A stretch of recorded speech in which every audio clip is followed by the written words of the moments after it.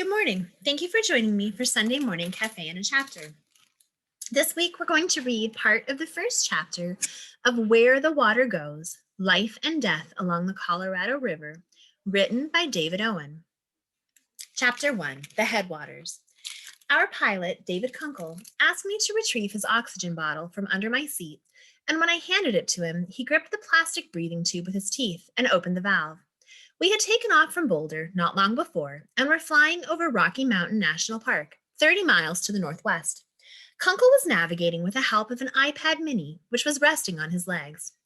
People don't usually think altitude is affecting them, he said, but if you ask them to count backward from 100 by sevens, they have trouble. What struck me at that moment was not how high we were, but how low. A little earlier, we had flown within what seemed like hailing distance of the sheer east face of Long's Peak, and now, as Kunkel banked steeply to the right to give us a better view of a stream at the bottom of a narrow valley, his wingtip appeared to pass just feet from the jagged declivity beneath us. Snow had fallen in the mountains during the night, and I half expected it to swirl up in our wake.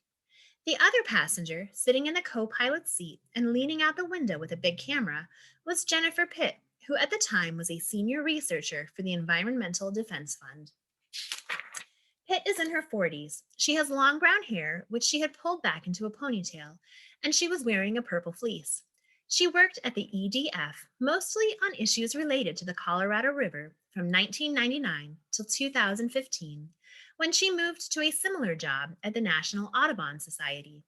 In recent years, her focus has been on the river's other end, in Mexico, but she had agreed to show me its source. Our principal destination that day was the Colorado's headwaters, just over the Continental Divide, roughly 50 miles south of the Wyoming state line. The best way to see a river system is from the air, she'd told me earlier. She arranged our flight through Lighthawk, an international nonprofit organization that supplies volunteer pilots and their airplanes, at no charge, for a variety of environmental purposes. The previous day, a Lighthawk pilot had flown 20 black-footed ferrets from Fort Collins to a spot near the Grand Canyon for relocation.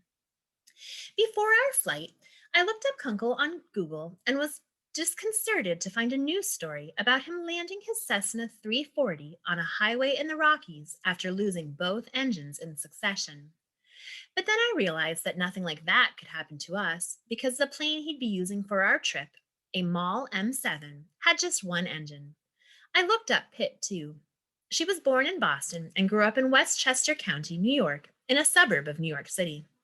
I think you can trace my interest in rivers back to my childhood in Westchester, she told me later, because I grew up in a river town on the Hudson, and when I was a kid, Pete Seeger came to my school and sang to me about rivers. As an undergraduate at Harvard, she majored in American history and literature, but developed an interest in urban planning and landscape architecture. After graduation, she continued, I worked in Manhattan for a year for the Department of Parks and Recreation and realized that that was not what I wanted to do. She got a job as an interpretive ranger in Mesa Verde National Park in southwestern Colorado, and that experience, she said, gave another twist to my view of the world and how an ancient culture used the resources around them. She earned a master's degree in environmental sciences with a focus on water at the Yale School of Forestry, then worked in Washington, D.C. for 5 years, mostly at the National Park Service. In 1999, the Environmental Defense Fund hired her to create programs related to the Colorado River and the ecosystems that depend on it. In 2003, she married Michael Cohen, a senior associate at the Pacific Institute, another environmental organization. They met at a water conference in Tucson. They live in Boulder and have a daughter. Kunkel dipped a wing, and Pitt pointed toward the Never Summer Mountains on our right. There's the Grand Ditch, she said. I saw what looked like a road or a hiking trail cut across the face of a steeply sloping forest of snow-dust conifers. She explained that it was an aqueduct dating to 1890. Its original full name was the North Grand River Ditch. Until 1921, the section of the Colorado that's upstream from its confluence with the Green in eastern Utah was called the Grand. Hence, Grand Lake, Grand Junction, Grand Valley, but not Grand Canyon, which was named for its grandness. It was built with pickaxes and black powder, mostly by Japanese laborers, and it operates by gravity. an impressive feat of pre-laser engineering. The Grand Ditch is 14 miles long and much of it above 10,000 feet.